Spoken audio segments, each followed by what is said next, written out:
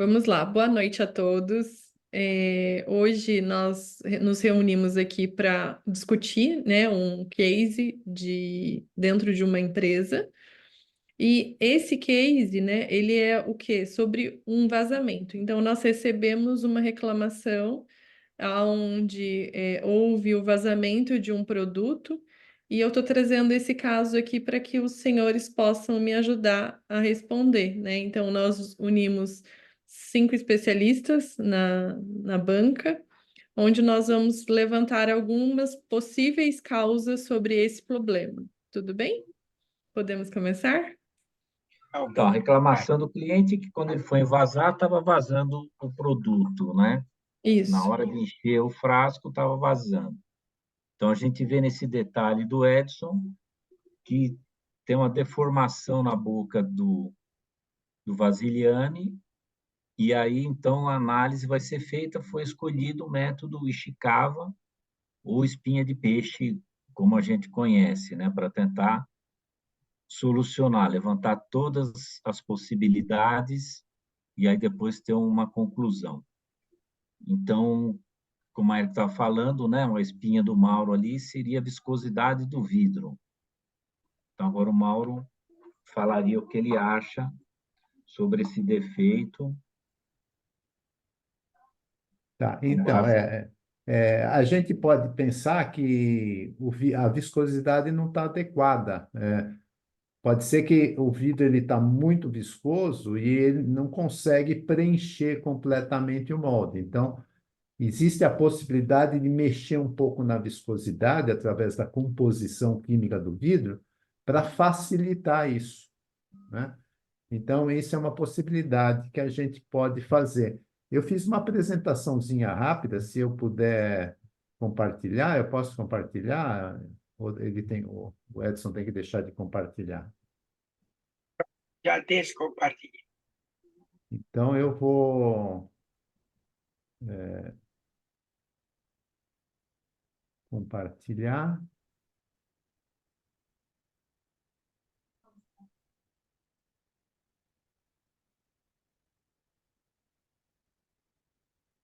Então, vocês estão vendo aqui minha tela? Uhum. Então, a viscosidade ela é super importante, né? Porque ela mexe com tudo, né? A fusão, a temperatura de fusão do forno é uma temperatura que chega em determinada viscosidade, afinagem, e a conformação, né? Que a gente está preocupado agora. E ela varia, então, com a temperatura e com a composição. Esse gráfico aqui mostra mais ou menos como varia a viscosidade em função da temperatura. Então, aqui está as temperaturas, aqui está a viscosidade, o log da viscosidade, porque ela varia muito com a temperatura, né? Então, isso é log, ou seja, log de 2 é 100, né? Aqui 4 é 10.000 e assim por diante, tá? Então, o valor é tão alto que a gente usa o logaritmo. E aqui tem uma curva típica, tá? Então, nós temos aqui a baixa temperatura, o vidro está rígido, né? Congelado, aí tem a temperatura de recozimento. Nós temos aqui uma faixa que a gente faz a conformação. Então, se tiver frio, está muito viscoso, eu não consigo conformar. Se tiver muito quente, acima dessa viscosidade, ela vai estar muito fluido também, eu não vou conseguir conformar, porque, tipo assim, não posso dar forma na água, né? E eu posso, e aqui mostra vários tipos de vidro, várias curvas, né? Aqui em cima está o vidro de sílica, extremamente viscoso. Esse pretinho aqui é um vidro típico de embalagem, né? O azulzinho é um vidro de chumbo, aquele que o artista usa, tá? Então, o que que a gente pode fazer? A gente pode mexer um pouquinho nessa curva, mexendo na composição e tentar facilitar a vida do pessoal da conformação, tá? Então, voltando naquele gráfico inicial, a gente pode fazer um que a gente fala um vidro mais duro, né? Eu mostrei aqui um vidro mais duro, que por que que ele é mais duro? Porque essa faixa de viscosidade está em temperaturas mais altas. Ou um vidro mais mole, né? Que trabalha em temperaturas mais baixas. Então, fica mais fácil. né? Seria um vidro que o artista faz na mão, né? Ou então, outro termo que a gente faz, um vidro mais rápido, é mais inclinado aqui, ou um vidro mais lento. Tá? Então, pode ser que nesse caso a gente precise de um vidro mais lento. Eu preciso dar mais tempo para conformar, para preencher. Tá? Então, eu posso fazer isso. Aqui tem um videozinho que o Edson fez que mostra essa diferença, né? Um vidro longo. Então, aqui um vidro de um artista está fazendo, ele tem tempo, ele demora. Então, o vidro precisa, se ele ficar viscoso muito rápido, ele não vai conseguir conformar, né? Então, eu preciso de um vidro longo, que tenha mais tempo, né? É aquela faixa de viscosidade que eu tenho para trabalhar seja mais longo. E agora ele vai mostrar um vidro numa máquina automática, que aí precisa ser muito curto, porque a máquina ela conforma muito rápido a garrafa, a embalagem. Então, se a embalagem já não estiver rígida no final da conformação, o que vai acontecer? Ela vai se deformar com o próprio peso. O que está aparecendo no nosso caso é o contrário, é que não acabou de conformar e o vidro já está rígido. Então, eu preciso ir em direção ao vidro do artista, tá? Fazer um vidro mais longo. E como é que a gente faz isso, né? A gente tem vários estudos teóricos, e aqui no Glass Properties, né, é um site que está aberto na internet, que vocês podem abrir, abre essa planilha Excel, aqui a gente coloca a composição química e aqui ele dá a curva da viscosidade. Então, se eu mexer aqui na composição química, eu vou mexer aqui na curva. Então, eu posso, aqui o Edson também fez um trabalho interessante, aqui uma planilha Excel, que ele fez o seguinte, ele botou aqui um vidro, meu padrão agora, e para onde eu quero ir. No caso, está igual. Então, aqui tem duas curvas, a padrão e o teste dá igual. Mas, por exemplo, eu vou tentar mudar, eu quero fazer um vidro mais longo. Então, eu vou aumentar o sódio. O sódio está 14,33. Vou botar 16 aqui para ver o que acontece. Então, o que aconteceu? Ele foi para a esquerda, ele foi para regiões de temperatura mais baixa. Tá? Se eu voltar aqui... E se eu aumentar, por exemplo, aumentar o cálcio? Vou aumentar o cálcio, está 11 e pouco, vou exagerar aí, botar 14%. Então, você vê, o vidro ficou mais longo, né? Então, talvez é isso que eu precise. Então, o que eu posso fazer? Eu tento fazer alguma modificação, mudo a composição para facilitar a vida do pessoal da fabricação, tá? Então, eu vou fazer isso, né? Eu estou com uma curva aqui, eu vou poder, mudando a composição, ter outras curvas parecidas, né? E é isso, então, que a gente pode fazer para tentar ajudar da parte da viscosidade. Deixa eu parar de compartilhar aqui. É no botãozinho vermelho. Ótimo. Tá? Então, é isso que a gente pode fazer desse lado da viscosidade, da composição química. É lógico que não faz milagre, né? A gente vai ajudar um pouco, vai ajudar um pouco. Não dá para mexer tudo, mas dá para mexer um pouco. E sempre lembrando assim, a gente mexe na viscosidade, mas nós estamos mexendo em outras propriedades. Nós estamos mexendo na resistência química, né? Nós estamos mexendo na densidade do vidro. Então, precisa tomar cuidado também com isso, né? Estamos fazendo um frasco de remédios. Se eu aumentar muito o sódio, pode ser que a resistência química caia numa faixa que não seja tolerável, então precisa prestar atenção a isso também, tá? Vocês estão enxergando. Obrigada, Mauro. Vocês estão enxergando a tela completa do gráfico? Sim, A Estamos linha sim. de peixe? linha de peixe. Sim, estamos sim. Obrigada. Consegui. Você tirou o olho do peixe. Eu tirei o olho do peixe. Tava a bolinha azul. Tava a bolinha azul aqui. É. Ó, é, coincidiu, coincidiu. Vamos dar uma olhadinha então, Mauro, obrigada. Refratários consumíveis, o Fábio tem alguma consideração a fazer em relação à deformação da garrafa, da boca da... Então, esse problema pode vir dos refratários. Vamos dar uma revisada, né, na conformação da gota, que refratários estão envolvidos. Eu tenho alguns slides aqui, se der para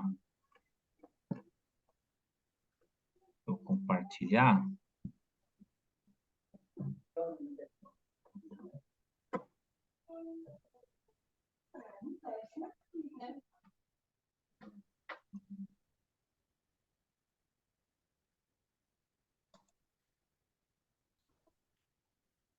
Então, bom, problema na boca do vasilhame, refratários consumíveis do feeder. Não sei se todo mundo está, né, a Sim. par de quais refratários existem, né, para conformação. Então, vamos dar uma olhada nesses refratários.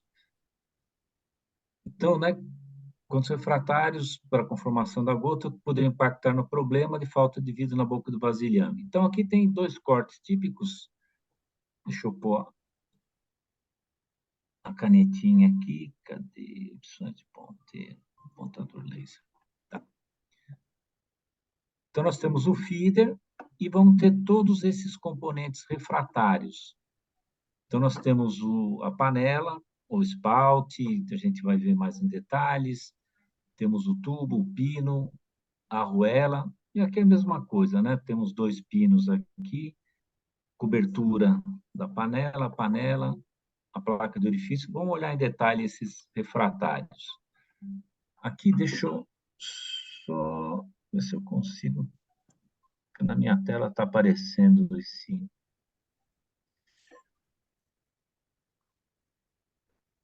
Não consigo tirar o. Deixa eu ver aqui. Ah, peraí. Ele para abaixo aqui. Tá. Então, assim, a agulha refratária, ou plunger, ou pino, ou pirulito, cada um chama de um jeito. E nós temos vários, né, tipos. Então, nós temos essa ponta cônica. Aqui ele tem um encaixe macho e fêmea. Aqui ele tem um furo para encaixe. Aí nós temos, por exemplo, a ponta redonda. Tem uma ponta cônica mais fina. A gente tem uma ponta chata, uma ponta excêntrica. Na parte do encaixe, ele tem um outro diâmetro. Então, cada um vai ter, né, para sua produção, qual pino que vai ser mais adequado para a produção. No caso desse defeito, pode ser um desgaste desse pino. O pino tem a função de empurrar o vidro pelo orifício que vai formar a gota. E se esse pino tiver desgastado, tiver quebrado uma parte, ou ele não for, se esse defeito está desde o início da produção, pode ser o pino errado. Então, na hora de colocar o pino, a pessoa responsável talvez não tinha uma ficha de produção, falar assim, bom, para a produção desse vasilhame a gente precisa do pino com ponta excêntrica, ele colocou uma outra ponta, então pode ter algum problema desse, ou um desgaste, então tem que ser feito o acompanhamento, né? Esses pinos refratários, como eles têm muito atrito mecânico, acaba tendo um desgaste rápido, que a gente chama de materiais consumíveis, porque eles são materiais de consumo. Então, às vezes dura, não sei, 3 semanas, pode durar um mês. Então, a gente tem que ver a ficha, né, desse produto, qual tipo de pino, qual qualidade e verificar se está tendo algum problema de desgaste nesse pino. Então, o pino poderia ser um dos problemas, né, de estar empurrando mais vidro, menos vidro, para formar a gota que acaba tendo essa deformação. Outro refratário,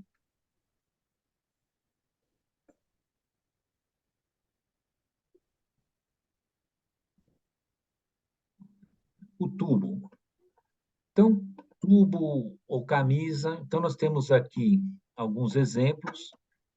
Então, nós temos um com flange, um tubo, ele tem os furos para ter uma troca térmica melhor entre o vidro externo e o interno. Nós temos o autocentrante, quer dizer, como ele tem essas aletas aqui, vai centralizar na ferragem, porque esse daqui, se a ferragem tiver algum desgaste, alguma coisa, ele, né, dar uma dançada, ele pode se deslocar. O autocentrante, não. Esse já tem uma ponta cônica. Esse um fabricante, ele tem esse tubo rotor, que tem umas aletas aqui, que faz como uma hélice. Então, você consegue misturar melhor o vidro. Então, o tubo ele gira, dá mais homogeneidade. Você pode mexer na altura desse tubo também, para ver se entra mais vidro ou menos vidro. E esse fabricante colocou umas aletas para poder melhorar essa mistura do vidro na panela. Aí nós temos a panela, o pessoal chama de panela, de spout, de cubeta, depende da língua que está se falando, né? Então, dependendo da América Latina, cada um chama do nome. E aí nós temos alguns tipos, né? Aqui, então, ele tem, né, esse ângulo de corte da tesoura, pode ser centralizado, aqui um corte para se ver, e às vezes tem também um inserto, e nesse caso aqui, por exemplo, está um inserto de eletrofundido, de AZS, de alumínio zircônio sílica, ou um inserto de cromo. Então, você tem uma maior durabilidade, né? Porque também, se a panela tiver com desgaste, você vai ter mais vidro entrando, você pode ter um pedaço de refratário, um desvio. Então, tem que se ver isso também. A panela, normalmente, ela tem uma vida útil e o acompanhamento desses refratários consumíveis vai falar, não, essa panela já está rodando há 8 meses. Pô, então, pode ser que o problema seja aí, está na hora de trocar essa panela. Como ela está cheia de vidro, é difícil de ver. Então, é importante ter o histórico, a memória de fabricação, para saber quantas toneladas de vidro passou na panela, para ver se está na hora de trocar ou não. Aí nós temos a cobertura da panela, né, de espalto cubeta. Então, tem algumas que têm esse vazio, outras têm umas aletas para ter uma maior troca, outra tem 2 níveis. Aí nós temos os maçaricos da panela, que vão ajudar, né, na homogeneidade de temperatura. Aqui a gente vê que é diferente, né, tem os mesmos rasgos que nessa primeira, mas eles são mais grossos, a parede é mais grossa. Então, cada fabricação vai ter o seu tipo de cobertura de panela. Então, é importante sempre ter esse histórico e fazer testes, né? Avaliar, falar assim, pô, se eu trocar a cobertura, melhora o meu condicionamento térmico? Sim ou não? Para qual tipo de produção? Então, tem que estar sempre se pensando nisso, na melhoria contínua. Aí o pessoal chama, né, de essa parte, arruela, orifício ring, panelinha, orifício. Aí eu descobri que o pessoal da África chama de rodela, né? Estava conversando com eles, eles falaram, nossa rodela dura 3 semanas.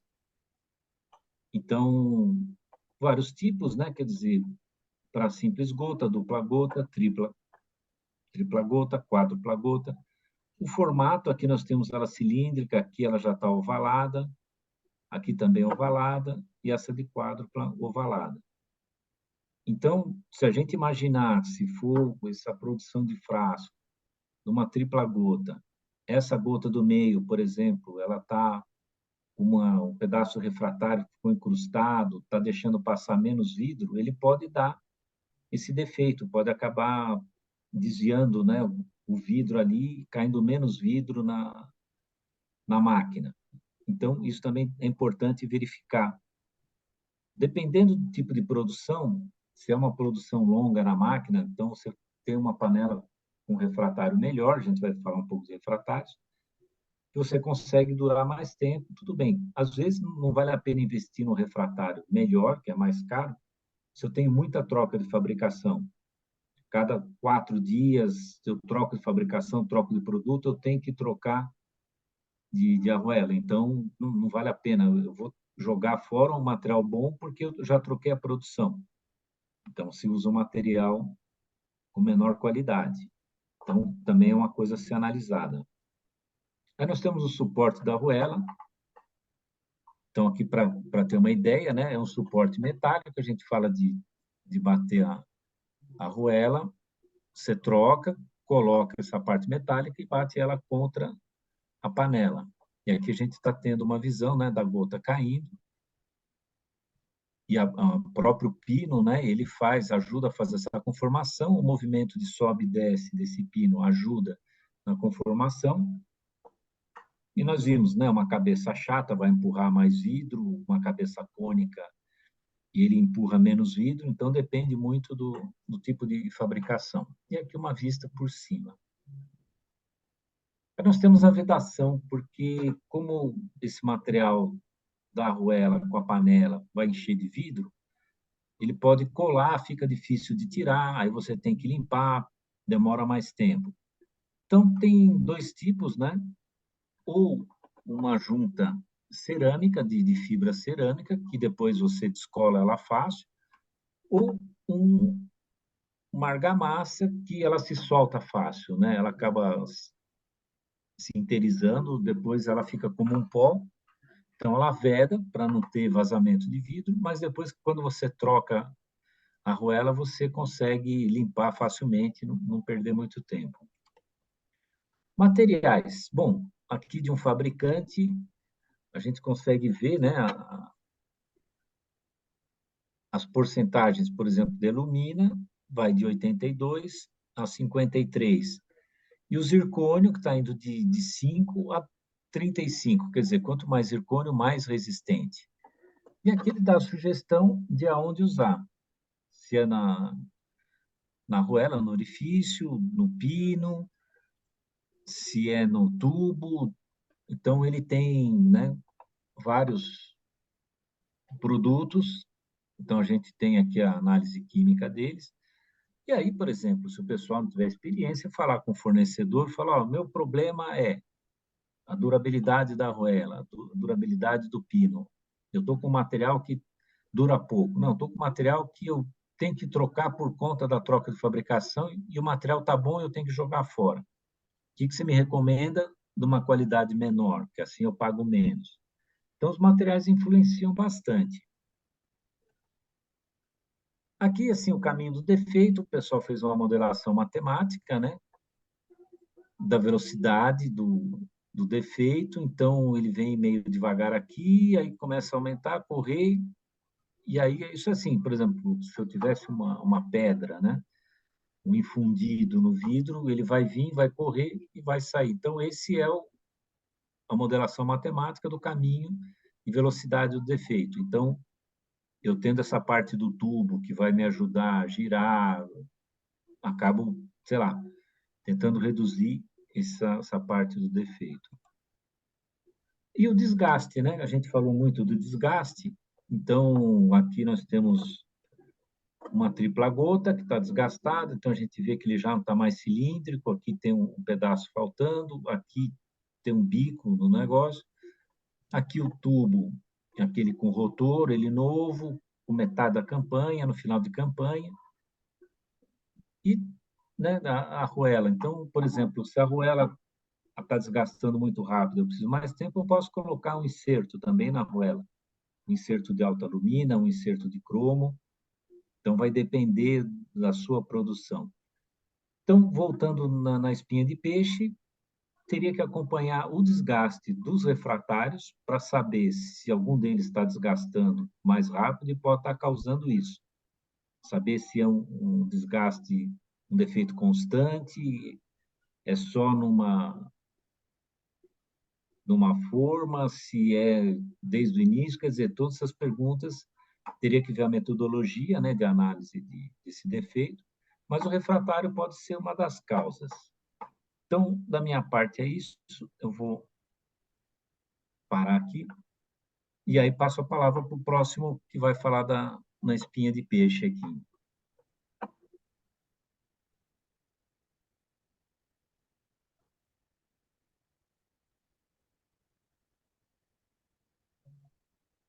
O próximo será o Edson. Edson, formação da gota. Eu não Vamos. estou eu não estou aqui. Hum, Estou sim. Agora vem. Ok, sou eu? hum, Legal. Então vamos colocar aqui o desenho. Deixa eu fazer a apresentação de slides. Admitir, não sei quem aqui está entrando. Ok. O slide atual. Bom, eu queria deixar bem claro o seguinte. Aqui falamos de formação de gota. É importante ressaltar que para fazer esta gota, nós temos esta série de fatores que têm que ser controlados, de fator de centralização desse macho, desse plunger ou desse que está em movimento para socar o vidro para baixo. Vocês estão vendo aí neste desenho em que ele faz esse vidro descer, passar pelo orifício, quando se trata de um vidro que está com a temperatura baixa, a temperatura que permite, necessita que você force o vidro para passar naqueles anéis de orifício que o Fábio acabou de falar. Então, nós estamos, vocês reparem que nós estamos falando de um defeito que depende muito da formação da gota. Essa gota é fundamental porque ela tem que estar muito bem controlada, tanto peso como seu diâmetro, como seu comprimento. Justamente que quando ela chegar lá embaixo, lá para a formação, ela esteja centralizada, como a gente costuma dizer ao videiro, bem no meio do centro dos equipamentos, para poder garantir os sopros ou as prensagens necessárias para formar aquela terminação, para formar aquela parte da rosca. Então, aqui nós temos, por exemplo, do lado esquerdo, está mostrando todos os equipamentos, né, o spout, que o próprio Fábio acabou de falar, o tubo refratário, que ele acabou também de chamar a atenção, que esse tubo tem que estar muito bem centralizado, porque se esse tubo estiver desgastado ou mal centralizado, ele vai começar a variar o tamanho e o peso da gota, e você se perde na produção. Ele precisa estar muito bem centrado e muito bem, vamos dizer, sem desgaste, para não ter a passagem de vidro, que só essas bolinhas aqui significam que o vidro está passando através do tubo. O que mais que nós temos aqui? Uma coisa interessante, não é? É que esse punção que está fazendo esse movimento de sobe e desce, que vocês estão vendo, o número 4 aqui, ele tem uma série de controles de centralização, controle de altura, controle de curso, quer dizer, quanto ele sobe e desce, a distância dele, inclusive, que vocês estão vendo aqui embaixo, em relação ao anel do orifício, são fatores que precisam ser muito bem controlados. E onde a gente chama atenção? Aqui. Vejam bem, aqui eu estou fazendo uma demonstração do mesmo desenho, onde existe um mecanismo que forma a gota. O que forma a gota, todo mundo já sabe, são duas lâminas de tesoura sobrepostas, que elas cortam esse fio de vidro. Esse fio de vidro está descendo, aí o cara simplesmente aciona a tesoura, ela corta e forma essa.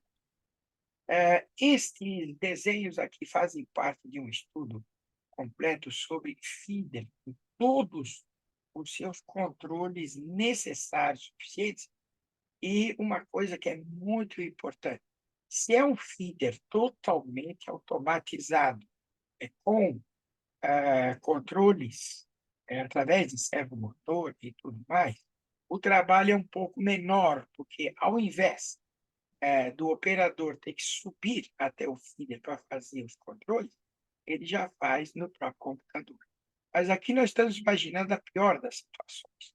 entendeu? Então, nós temos aqui controles de centralização de gota, controles aqui de centralização do próprio plunger, aquele que está se movimentando. Então, todos esses controles têm que ser muito bem feitos de acordo com o ângulo que a máquina está posicionada.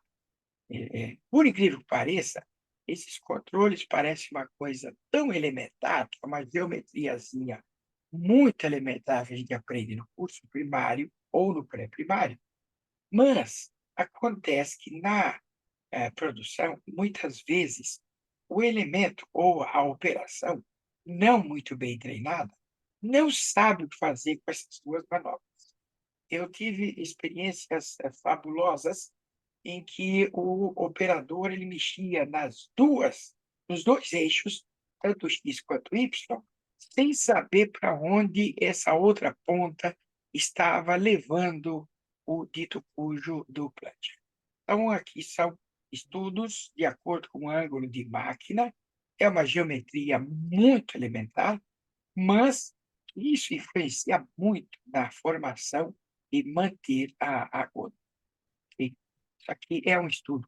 Até, vejam bem, nós estamos falando de um defeito, de uma terminação que deformou, porque a gota variou ou a gota está com o peso errado, o peso não está com o peso correto. Normalmente, o peso a gente chama abaixo do mínimo, está faltando vidro.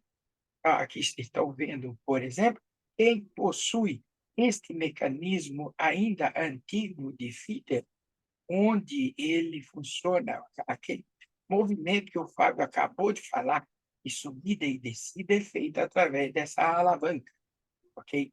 E esses controles que vocês estão vendo aí, é uma coisa impressionante, que a gente precisa sempre orientar a operação para saber onde ele deve mexer para poder ter uma gota mais ideal, a gota constante, que a gota, além de ser ideal, ela tem que permanecer constante durante a produção.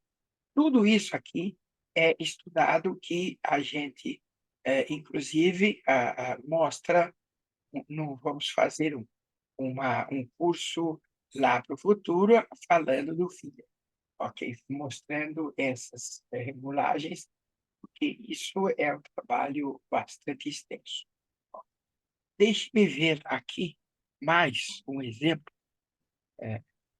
Opa, o que deu aqui? O cara tocou no negócio errado. Aliás, hoje está um negócio impressionante. Consegui. Vamos ver o outro caso aqui. Muito bem. Deixe-me ver aqui. Deixa eu apresentar o slide a partir desse. Eu queria chamar a atenção também de vocês, todos, aqui o seguinte. Nós falamos em torno apenas e tão somente da gota. Mas essa maldita terminação deformada, as causas que ela tem também, elas estão vinculadas a esse sistema de entrega da gota. Ou seja, essas três peças que dirigem a gota para a máquina. E outra coisa também que é interessante saber é que, a partir do momento que a gota chega na máquina, aí começam mais problemas. Suponha você que tem uma gota ideal, bonitinha, mantendo peso, mantendo o tamanho, mantendo tudo. Mas quando vai para a máquina, no processo, pode haver uma variação, uma variação na pressão do ar comprimido que sopra para fazer essa rosca. A gota está entrando descentralizada no momento, a temperatura da gota está muito, muito baixa. O vidro, desgraçadamente, que o Mauro entregou um vidro miserável para nós, vidro duro, é difícil. Vamos lá reclamar com o Mauro. Mauro, me arrume esse vidro, pelo amor de Deus. Veja bem, observa-se que não se arruma o vidro da noite para o dia. Você precisa ter um tempo de amadurecimento do vidro, vamos dizer. Outra coisa que eu chamo a atenção também. Esse problema que deu junto ao cliente foi um problema pontual Foi um problema de uma seção da máquina? Foi um problema da máquina toda? Então, eu recomendo a todos, precisamos ter relatórios de rastreabilidade para saber quando, como, onde e por que ocorreu. Aqui eu tenho, simplesmente, eu vou apresentar mais um slide aqui. Eu já estou passando do meu tempo. Deixe-me ver onde é que eu estava quando as luzes se apagaram. Ok. E eu preciso mostrar aqui para vocês. Vamos voltar neste aqui, que acho que está aqui, ou não está aqui. Só para vocês terem uma ideia de quando a gota chega aqui embaixo. Está faltando um aqui. E dos desvios. Aqui. É exatamente esse que nós fizemos. Muito bem, esse seria o problema do defeito que nós falamos. Aguentem aí que nessa apresentação, a apresentação de slides, só um minutinho, do slide atual. Nós mostramos isso a vocês, ok? E aqui, a hora que você tem um guia qualquer vindo do fabricante da máquina, ou alguém pegou na internet, ou sei lá o que, vem um monte de causas e possíveis correções. Vocês estão vendo nessa tabela, por exemplo, nós temos aqui apenas, então, somente 15 causas possíveis. Isso aqui são causas que foram experiências extraídas pela operação da máquina e supervisão. Supervisores e operadores fizeram parte desse curso, e a parte prática de cada um, muitas vezes você lê e parece uma coisa tão besta, tão simples, mas tem uma importância grande. Eu diria o seguinte: a Escola do Vidro, se Deus quiser, no futuro vai ter aulas a respeito disso, e nós vamos discutir esses tipos e defeitos, e sabendo, principalmente, como você... Um dos grandes problemas que se tem no vidro é quando surge um determinado problema e como você ataca. Tem que ter uma ordem, tem que ter uma metodologia, porque cada vez que você mexe num parâmetro, os outros parâmetros também vão se perder e a operação se perde. Portanto, uma gota bem feita ajuda muito, mas o equipamento, o processo, a máquina, aquela parte de trazer o vidro até a máquina, tudo isso são importantíssimos para garantir que aquela parte da rosca saia perfeita, tanto em processo soprado, como principalmente o maldito processo prensado soprado. Ele é sensibilíssimo ao peso da gota. Eu acho que já falei demais, senão daqui a pouco nós vamos começar a produzir flascos. Agradecemos peremptoriamente. Eu não sei o que significa, mas tudo bem. Posso parar e share? Pode sim. Obrigada, Edson. São N variáveis, né? É muita coisa. Vamos colocar aqui. Apenas para fechar, alguém poderá perguntar: quantos defeitos são possíveis numa produção de vidro? Quantos poderão aparecer de desvios de qualidade? São poucos. 180 tipos diferentes. Curiosidade. Uhum. A escola do vidro também é cultura, como se diz. Vamos lá. Acho que é o próximo. Vou passar a palavra. Obrigada, Edson. Vou passar agora. Próximo sou eu, né? Isso, Gibim, por favor. Eh, reforçando, duas coisas que nós já vimos, né, nós já vimos que esses defeitos, eles podem ser produzidos por um problema no vidro, né, e pode ser produzidos pelo processo de fabricação. Então, uma coisa que é muito importante para a gente é fazer isso que o Edson comentou no final da palestra dele, que é uma análise do processo vidreiro, é verificar, por exemplo, se o defeito ele, primeiro, se o forno tem uma ou duas gargantas, quantos canais de distribuição tem, quantos feeders, e verificar se o defeito aparece em todas as máquinas de produção ou se aparece numa máquina exclusiva. Isso já pode dar uma indicação, se a origem é da composição do vidro ou se é um problema de fabricação. Uma coisa também importante para a gente fazer uma análise rápida, isso vai depender muito do histórico que eu tenho do forno. Para eu fazer um controle da homogeneidade da mistura ou do vidro, eu tenho que ter informação com uma certa frequência. Então, por exemplo, se eu pego uma análise do vidro e faço uma vez a cada 6 meses, eu tenho pouca informação para saber a variação que ela pode, se foi da análise do vidro que deu este problema. Então, é assim, eh, da mesma forma que falou-se que você tem que ter uma rastreabilidade na máquina, você tem que ter um acompanhamento, do teu vidro para quando tiver esse tipo de problema, você ter uma base de comparação, né.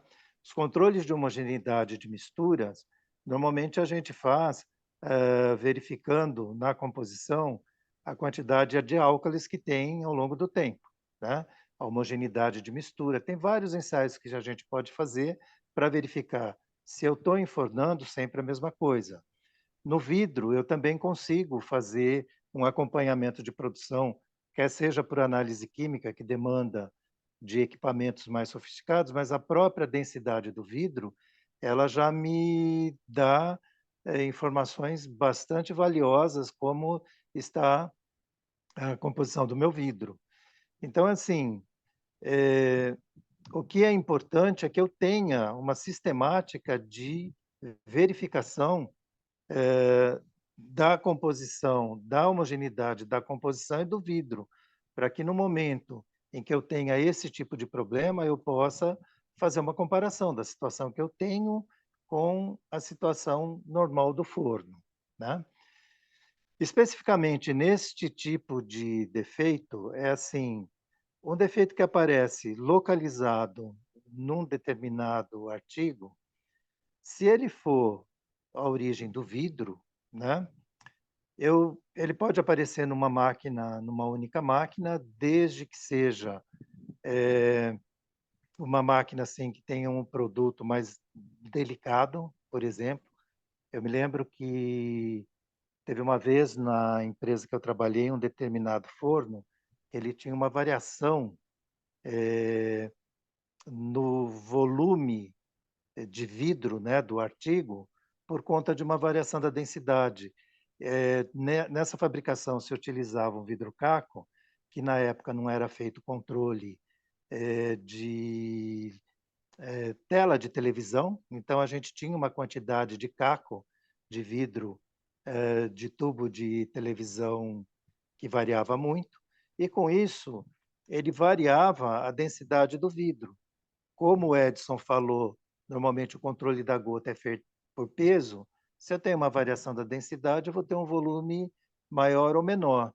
E aparecia num artigo que era muito aliviado, então ele tinha uma variação muito pequena de processo, e aparecia um determinado volume, era uma variação na espessura, que era por conta disso.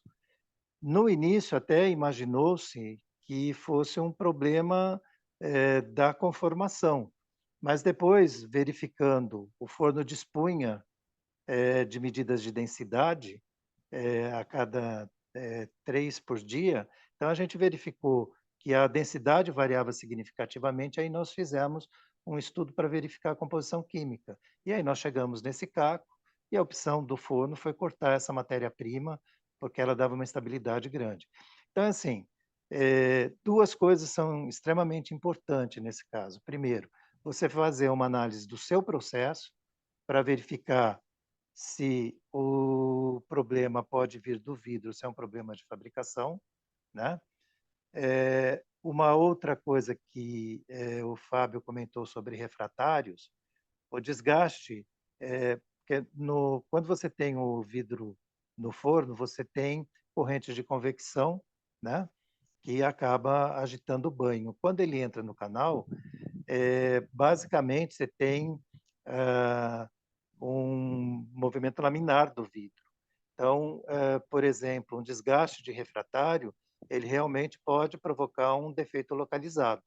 E aí é importante você verificar se, por exemplo, no mesmo canal você tem uma ou outra máquina, se aparece em todas as seções, para tentar determinar a origem desse defeito, tá bem? Basicamente, o que eu tinha para falar é exatamente isso, né? É importante que você tenha uma análise do processo e também um histórico, né, do comportamento do teu vidro ao longo do tempo. E o diagnóstico, se for do vidro, ele vai depender ser mais rápido ou mais lento de acordo com essas informações. Tá bem?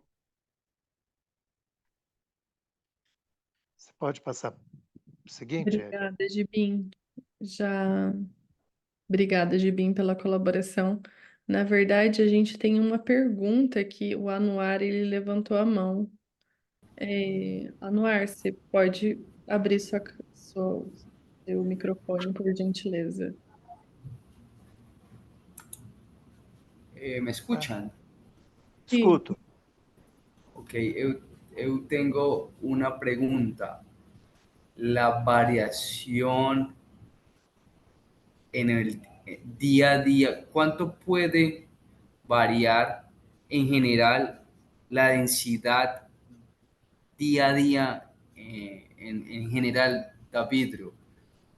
¿Qué porcentaje es lo permitido o lo normal que pueda variar la densidad de un día con respecto al otro?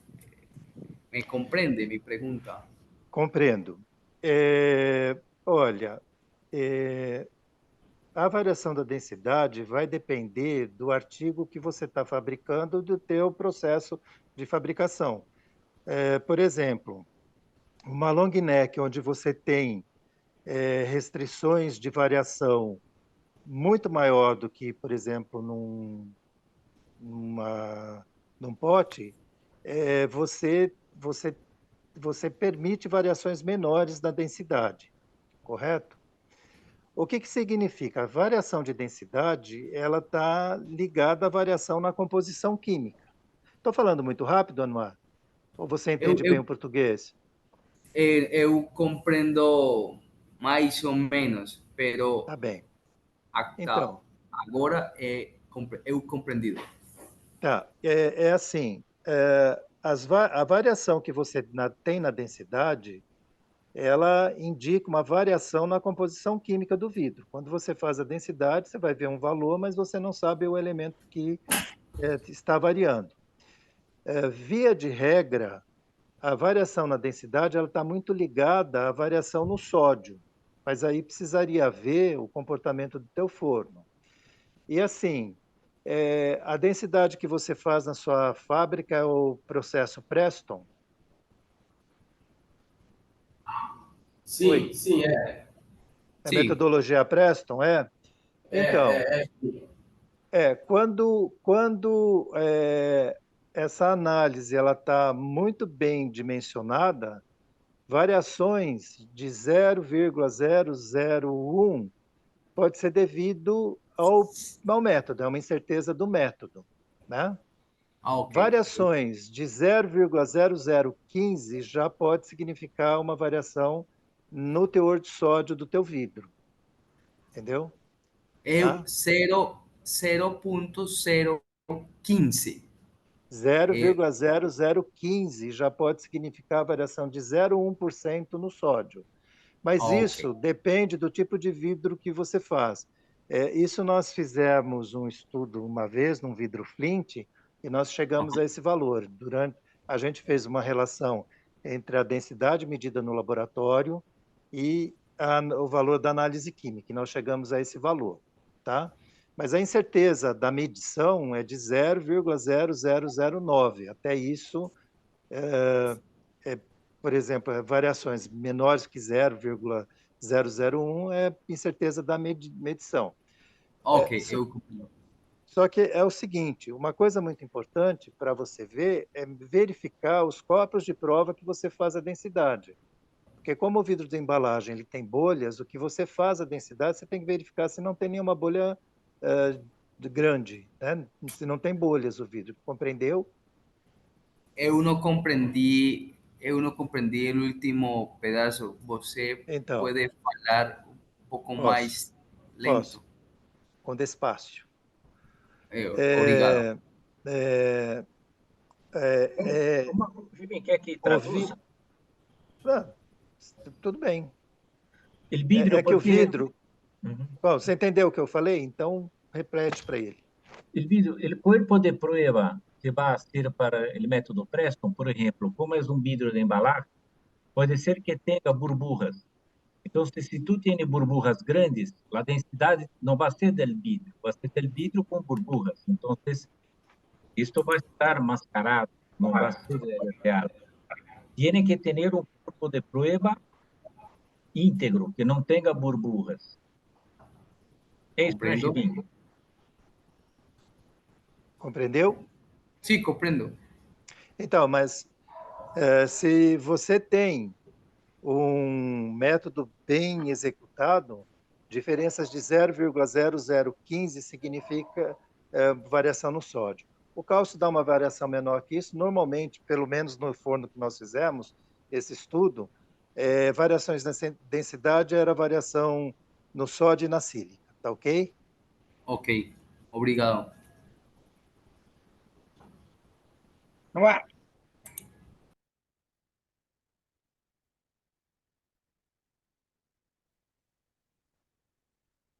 Obrigada, obrigada, Gibim, obrigada, Noar, pela colaboração da pergunta. Vamos prosseguir aqui. Quando a gente fala sobre metodologia, o Eduardo vai discorrer um pouquinho para a gente, o professor Eduardo Bellini, sobre o que ele aconselharia à equipe fazer diante desse vazamento de embalagem, de produto na embalagem no consumidor final.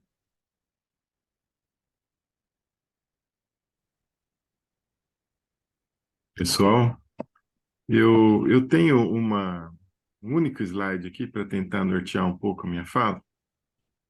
Posso compartilhar? Por gentileza, Edu, pode sim.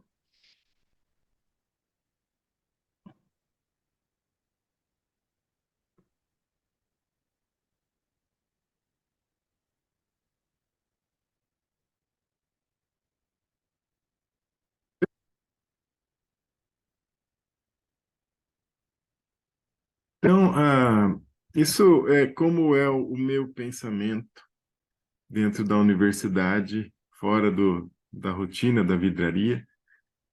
Provavelmente é simplista, não abraça tudo, mas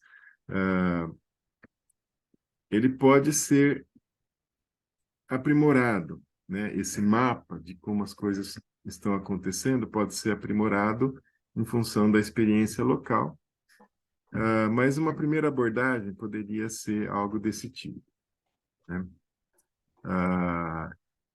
Então, dado que apareceu um defeito, e isso vem da reclamação de um cliente, né? Uma coisa que me vem em mente é como que isso passou no controle de qualidade da empresa, né? Então, algo que precisa ser aprimorado imediatamente seria essa detecção de defeitos na empresa. Isso precisaria ser pensado antes de você embalar e direcionar os produtos lá para o seu cliente, né? Mas, retornando à reclamação, uma primeira pergunta que vem em mente é com que frequência isso ocorre, né? É esporádico? É algo que ocorre assim estatisticamente? A gente não consegue identificar uma causa aparente? Tem a ver com todo o processo, a ocorrência esporádica de defeitos, e isso aí merece um olhar geral, parecido com o que nós faríamos com essa ocorrência em alta frequência, mas é algo que a gente, dada a empresa no estado como está, não consegue evitar, teria que se combinar com o cliente que ele vai receber lá uma certa quantidade de defeitos e isso é o que você consegue entregar, né? Mas se for algo que começou a aparecer antes, você tinha o processo regular, conseguia evitar esse tipo de defeito de repente começou a acontecer esse defeito, né? E ele vem acontecendo com uma alta frequência. Dá para ver o meu mouse aqui? Sim, dá para ver. Tá. Então, uma primeira pergunta que ocorre é: de onde vem esse defeito? Ele é generalizado, algo que o Gibin já falou, né? O, o Edson já falou, ele está vindo de todas as linhas de prensagem, né? Ou ele vem particularmente de uma linha de prensagem?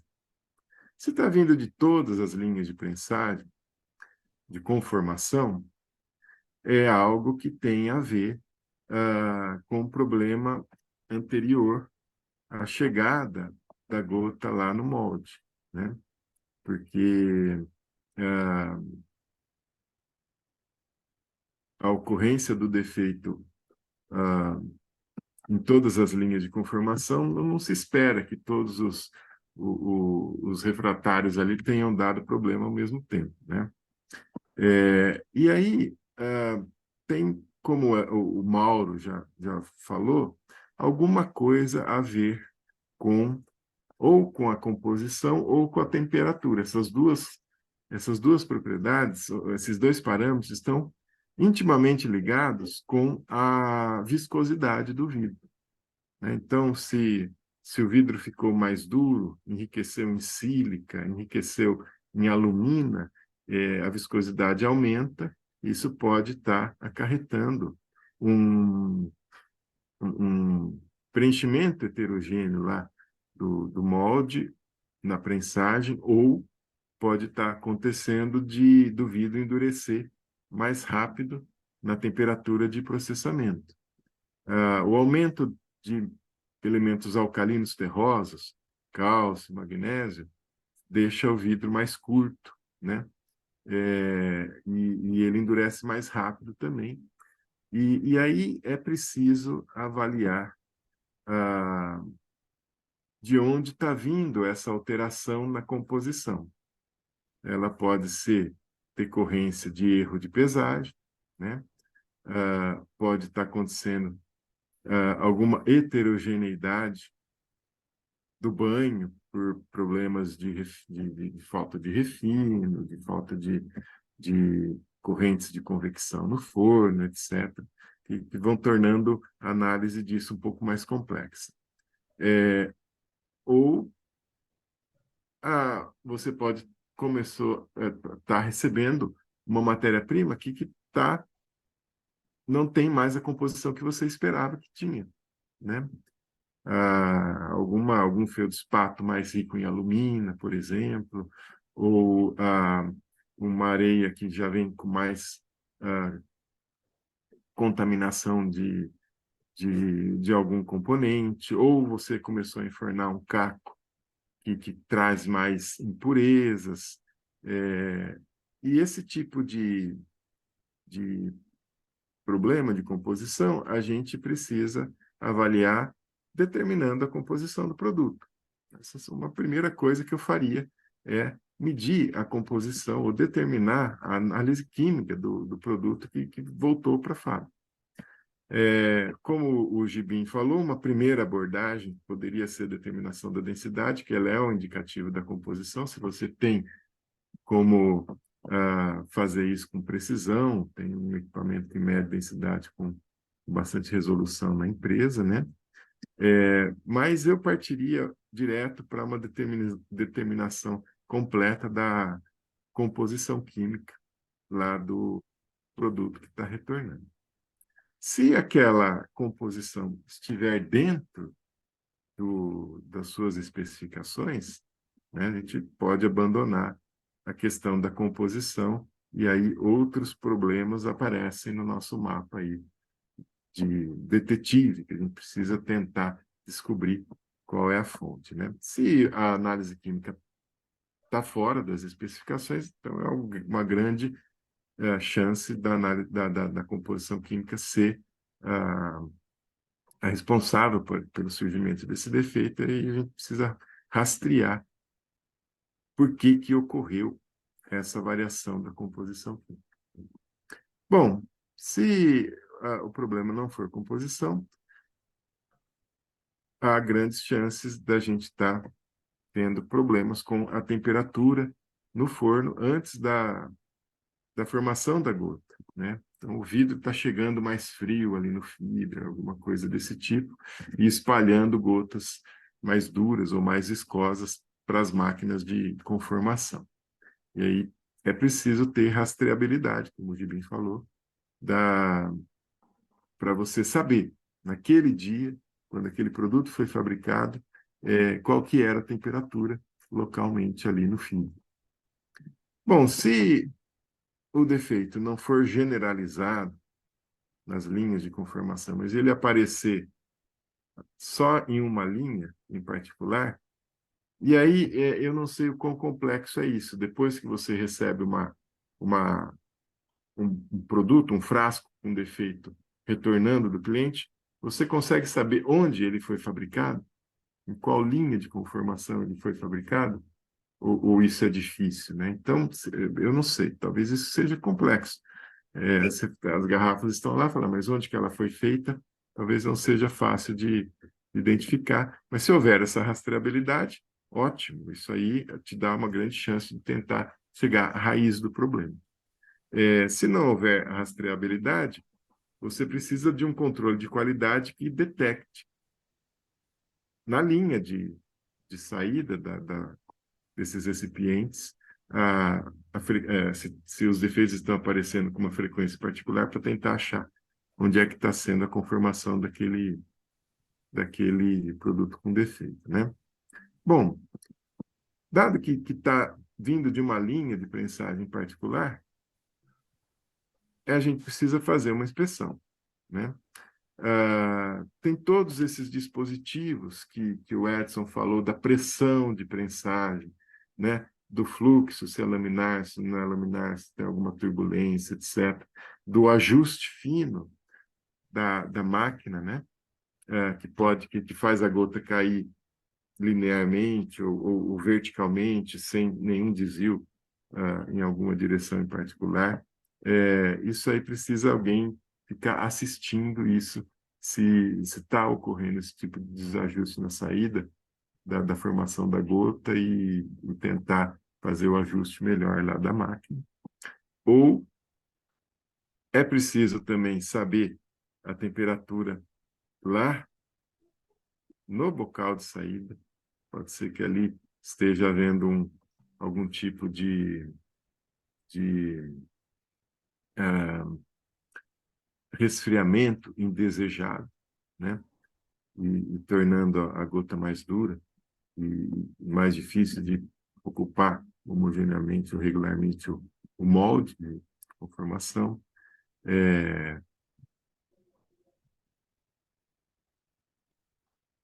Temos com o refratário, que o Fábio mencionou bem. E aí, uma pergunta interessante esse refratário, aí a gente precisa fazer uma inspeção, né? O que está acontecendo com o refratário?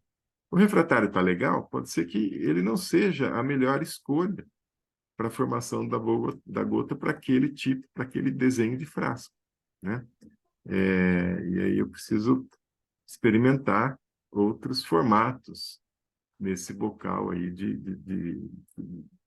de saída da gota. Não, eu estou acostumado, o formato é adequado, eu tenho um histórico, a gente sempre usou aquele tipo de refratário ali, começou a dar problema agora, eu preciso ver se ele já não está desgastado mais do que eu gostaria. Se esse desgaste é natural, né? A hora que começou a aparecer o defeito, então ele precisa ser trocado. Mas, pelo visto, é um desgaste que passou despercebido. Ele está fora da rotina da, da conformação, porque isso foi uma surpresa, né? Ninguém está produzindo intencionalmente os frascos com defeitos. Então, uma pergunta que surge é: será que esse desgaste ocorreu antes do que eu gostaria? Eu troco a cada 2 semanas e o refratário se desgastou em apenas uma semana, né? E aí nós temos que verificar a composição do refratário, se o refratário e o fabricante do refratário está entregando o refratário com a composição que deveria, ou se esse refratário agora ele veio com impurezas e ele está formando fase líquida na temperatura de conformação, tá? Então precisa fazer uma análise pós-mortem aí desse refratário, pode ser por microscopia eletrônica, por microscopia óptica, dependendo do tamanho dos detalhes da microestrutura, né? Ou pode ser que o seu vidro tenha tido uma variação de composição, tenha se tornado mais rico em álcalis e mais degradando com mais rapidez o refratário do que seria desejado, né? Então, concluindo, é preciso seguir uma linha de raciocínio, procurando, de uma forma racional, a causa do problema, né? Eliminando alternativas, indo para um lado, indo para outro. O problema é composição? Não é composição. Então é temperatura. Não é temperatura. Então é local, é refratário. Então a gente vai chegando à causa raiz do problema. E em termos de análises mais a curto prazo, né, que eu recomendo a análise química imediata desse produto para saber se houve desvio de composição, né, e uma verificação das temperaturas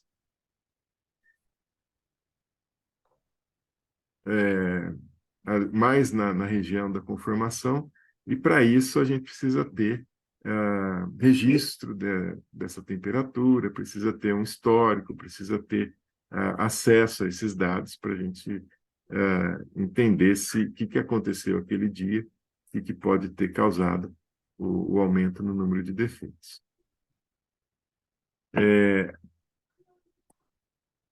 A questão dos refratários é um pouco mais complicada, mas uma inspeção ali dos refratários também pode indicar muita coisa interessante. Ok?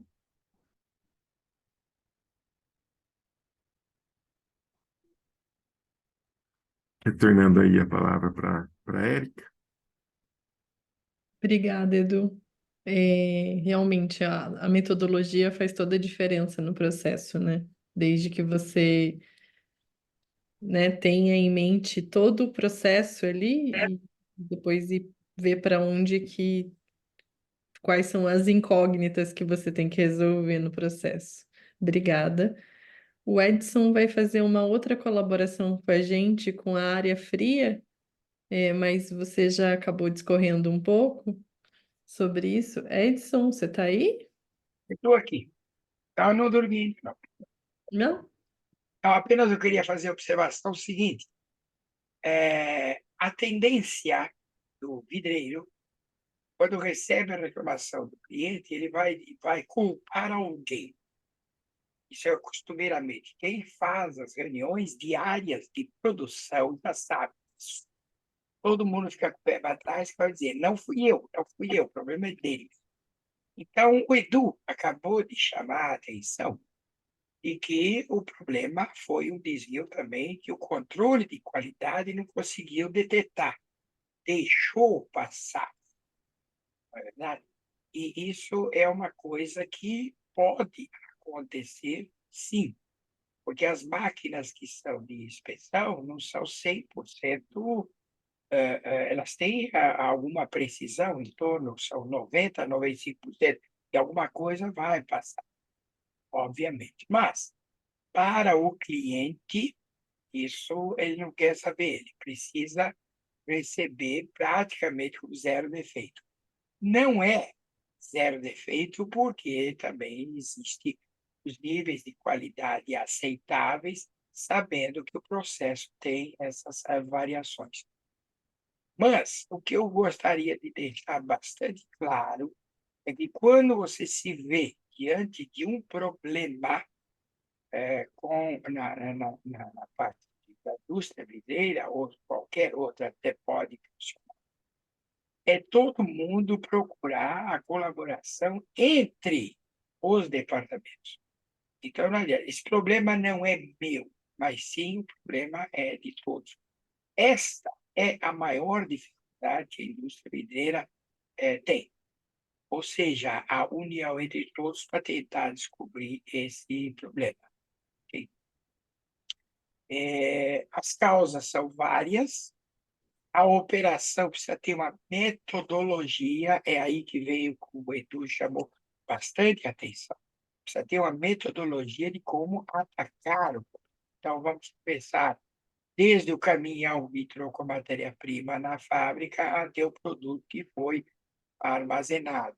Então, fazer uma análise completa, obviamente, ver a frequência e assim por diante. A gente não pode estender muito, porque eu vejo que o vidreiro precisa dessas metodologias para tentar resolver o problema no mais rápido possível. Se ele, não o operador, mas se toda a equipe deixou passar esse defeito e chegar até o cliente, as falhas estão em todo o processo e não só na área fria. Isso é importante a gente detalhar. Ok?